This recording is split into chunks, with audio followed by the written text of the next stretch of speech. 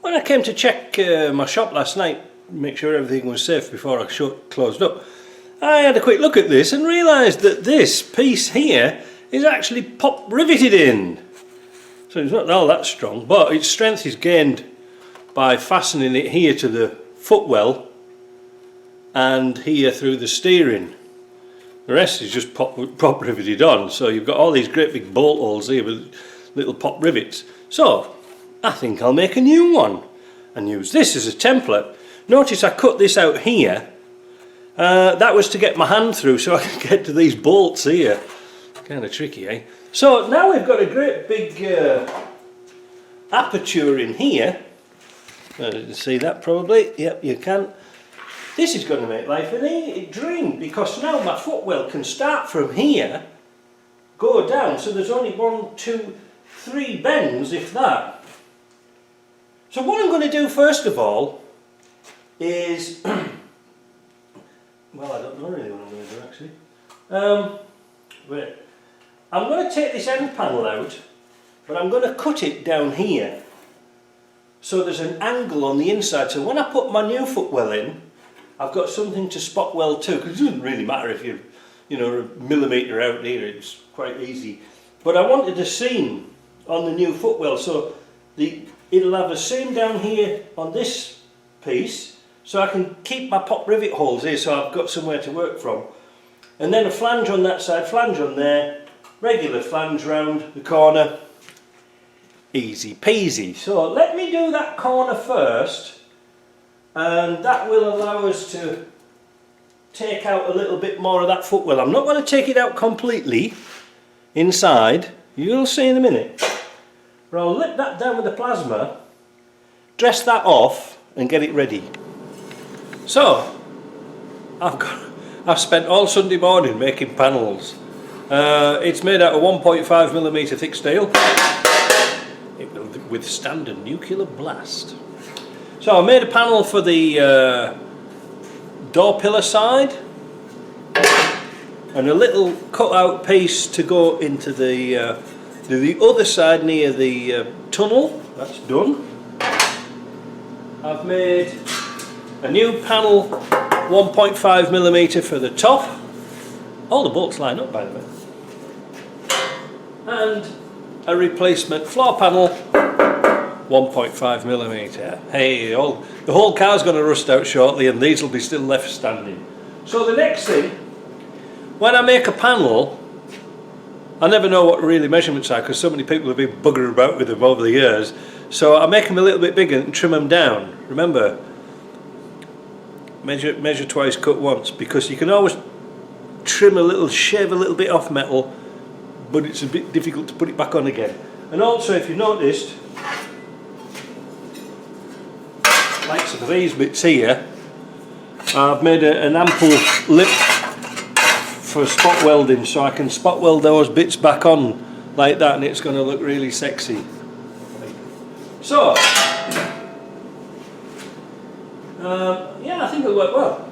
I've got some strategic cutting to do, because if I cut the wrong piece off, I'm screwed. But the next bit is getting off this side panel and unpicking the spot welds on the door pillar, because I'm not going to put one over the top of another. I've made it so it will go back into the original place. What the idea is, but once I'm sort of happy with it sort of jiggy about, I'll drill some spot weld holes in and I'll plug weld everything up so it's like a spot weld, and it should be nice and easy to fit together. Well, we've seen it done before, but it's not too difficult. This side's really sort of tricky because it's got all the bits and pieces and clutch and things like that in, and yeah, I think it's going to be a lot of fun, but there's an awful lot of rust in there. I don't know why they didn't do something like an aluminium shield and put that in instead of steel. What a waste of time that was. And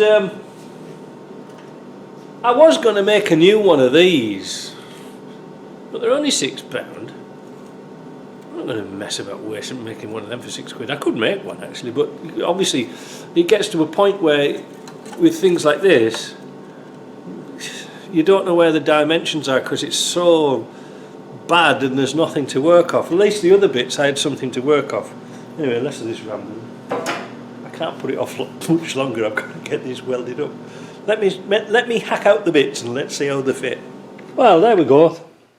End of day one. It's now 3:30 on a Sunday and I've had enough. All the bolt holes line up, which is a good thing.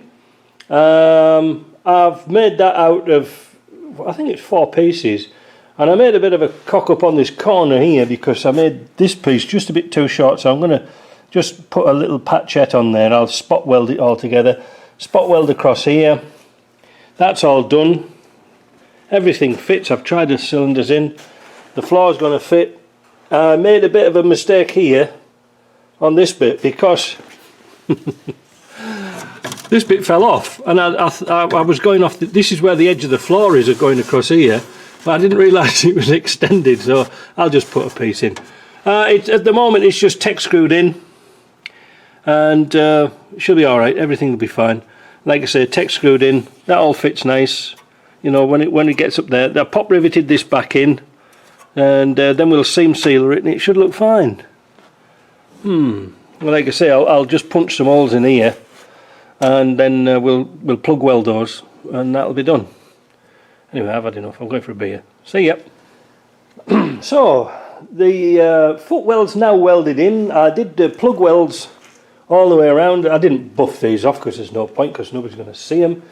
I also welded. I ground off all the rust off here, and this plate, even though it was pop riveted in, I just welded it round as well. I was a bit off with my holes here, but it doesn't really matter. It's all welded up nice. So the next thing is, I'll have a little show you what's inside. So the next thing is, I've buffed all the welds off so they're all nice and flat. What I've done is, I forgot to say, that's the whole point of this bloody video. I've given it a coat of, I degreased it and given it a coat of cold galvanised spray. And this stuff's really, really, really good.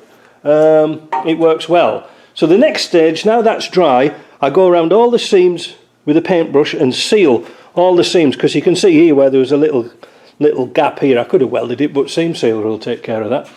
Seam all the seals up, and then we'll give it a coat of rocker guard, or like stone chip protector, and that should do it. So let's get on with that. So there we are, the seam sealer's on. That'll keep out the water from creeping into the seams. Done it all the way around. The next thing is to apply some rocker guard or underbody protection stuff, and then that should take care of that. Then we can box that off, then start on the other side, because as you know, we can't get parts. Well, we're struggling. We'll see what we can get. I was hoping to get the gaskets for here, but I think we can only get the cylinders. We'll see. We might be surprises, but Britpart are only doing emergency vehicles only parts. Bearmark's open, but splitting orders up between two companies is going to cost a damn fortune. But we shall see. We could be surprised.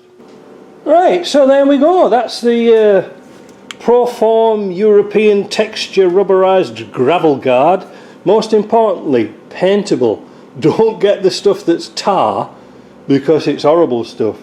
Pay a little bit extra. Now, my suppliers, we used to use Schultz guns, and you screw a cartridge on, which was you got a lot more in your can, but they only supply this stuff now in spray cans because it's about the same price.